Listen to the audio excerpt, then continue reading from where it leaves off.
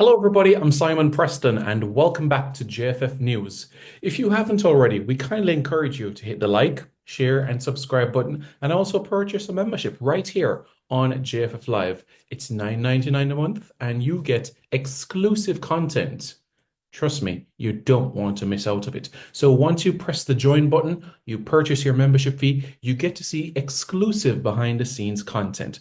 There was a video dropped recently and you don't want to miss it. So go ahead and purchase your membership right now. So let's get into the news, shall we? As our Reggae Boys have qualified for the CONCACAF Gold Cup. This will be our 14th appearance in the CONCACAF Gold Cup.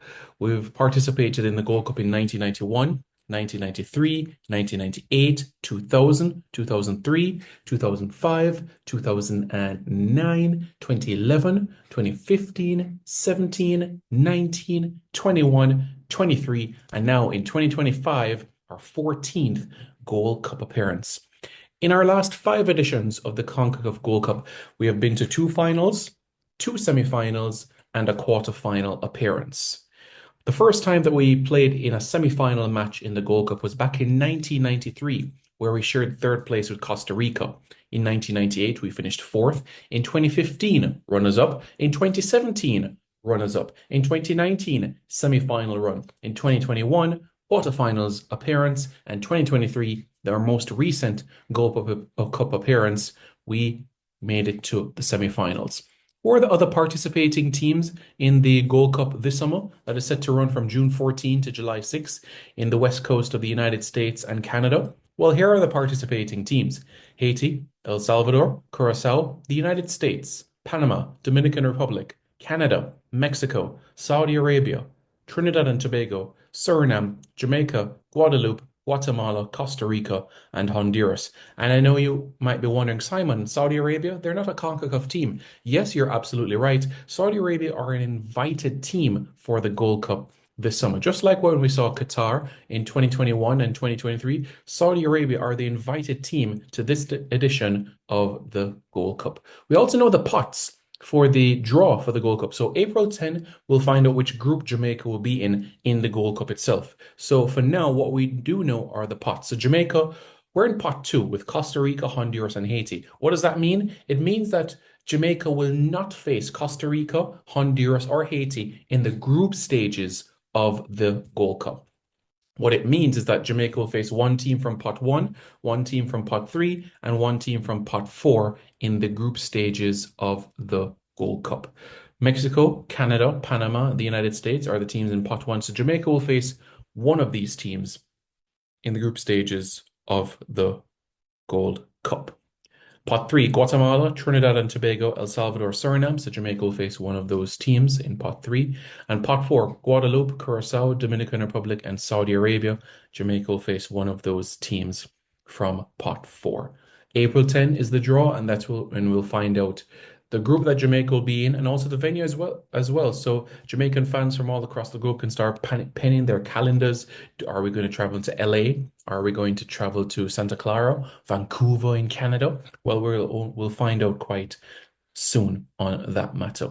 So from the Reggae Boys aspect of things, just a couple of games to touch on from that game against St. Vincent and the Grenadines at Sabina Park. Not only was it our first international there since 2018 when we took on Antigua and Barbuda, but also there are a number of landmarks, strides that we must mention. The first goal of the game coming from Warner Brown. And Warner Brown now becomes the seventh reggae boy born in the 2000s, or born in the 21st century, to score for Jamaica. The others, Lamar Walker, DeJohn Richards, John Russell, Deshaun Bernard, Kaheem Dixon, Dexter Lembikisa, and now Warner Brown. Jamaica has now scored four of their last five goals in the last 10 minutes of games.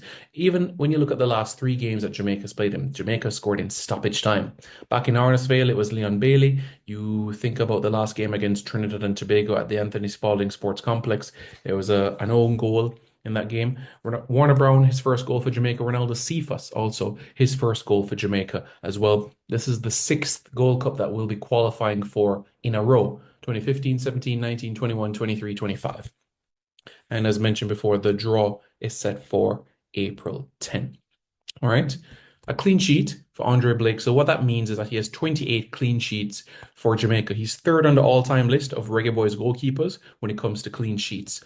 Warren Barrett is at the top of the list with 45 clean sheets, followed by Donovan Ricketts with 33, Andre Blake with 28, Aaron Lawrence 21, Dwayne Miller 16, Sean Sawyers with 12 as the top six in this list. So from the Reggae Boyz, we can now turn our attention towards the Reggae Girlz, as the squad was announced for the upcoming friendly matches against Mexico on April 5 and 8. The last time that the Reggae Girlz took on Mexico was actually in the CONCACAF W Championship in 2022 with a 1-0 victory, courtesy of a goal from Khadija Bunny Shaw. And as you know, that set the tone for Jamaica to qualify for the 2023 World Cup, which was hosted in Australia and New Zealand.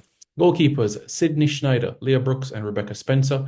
The defenders, we have Alison Swaby, Naya Cardosa, Julia McPherson, Chantel Swaby, Konya Plummer.